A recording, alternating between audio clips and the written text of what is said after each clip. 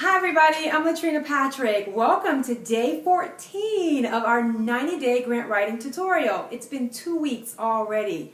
So today I wanted to talk to you about an article that I read earlier this week in the Nonprofit Times. It was really relevant to what we're doing here with this tutorial, so I really want to make sure I share this information with you.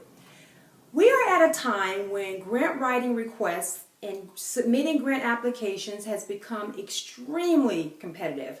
Obviously, the economy is still trying to pick up, so foundations are giving away less money and they are actually streamlining their areas that they are actually funding. So they're really fine-tuning and narrowing in their focus on what they want to fund.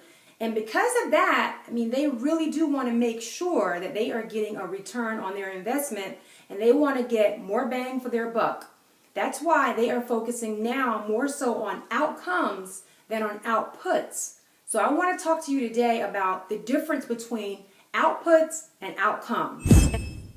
First of all, your outputs basically are those activities that you do and those services that you provide. So for example, if you are an after-school program, you give tutorial lessons, that's an activity that you do. You take the kids to field trips to enhance their historical knowledge and learn about history and things like that.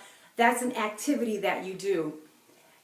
Outcomes are the results of what you're doing. So if your program is about increasing the number of high school graduation rates, then you want to be able to show that the results of your program is that more kids are graduating. If you are trying to reduce teen pregnancy, you want to be able to show that what you're doing in your program has contributed to a 10% drop in teen pregnancy in the past 2 years that you've been running your program.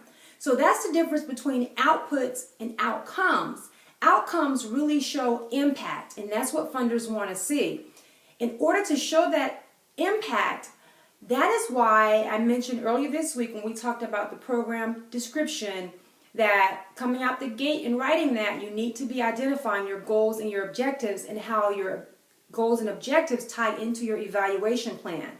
Because when your evaluator is coming back to look at your program, they are going back to those goals and objectives and make sure that you did what you said you were going to do and that you were successful. That's why we talked about why your objectives need to be SMART, meaning specific, measurable, attainable, realistic, and timely. So if there are those things, it makes it very easy to tie back your results to what your activities, and what you were doing in your program. So that's going to contribute to your overall outcomes, because you want to be able to show that that reduction you saw in teen pregnancy or that improvement you saw in graduation results was a direct connection to the programs that you were doing, not necessarily something else that was happening in your community. Okay? So if you want to make sure that your grant stands out above all the other ones that are coming to those funders, make sure you're focusing on your outcomes and not your outputs.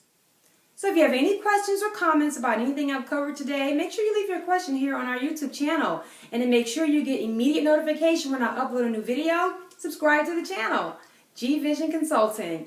And also, I send out an update every week to let you know what's coming up that week in the tutorial. So you'll get a sneak peek of what's coming up all week if you subscribe to my email updates and my newsletters at my website. That's www.greatervisionconsulting.com.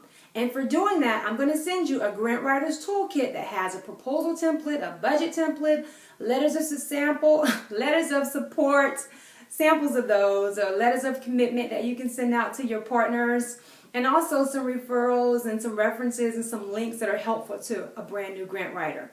While you're at my website, check out my bio and look at my experience and see some of the services that I offer, and let me know if there's anything I can do to help your organization. I hope that you've enjoyed today. I certainly have enjoyed sharing this with you, and I look forward to seeing you back here tomorrow. Bye.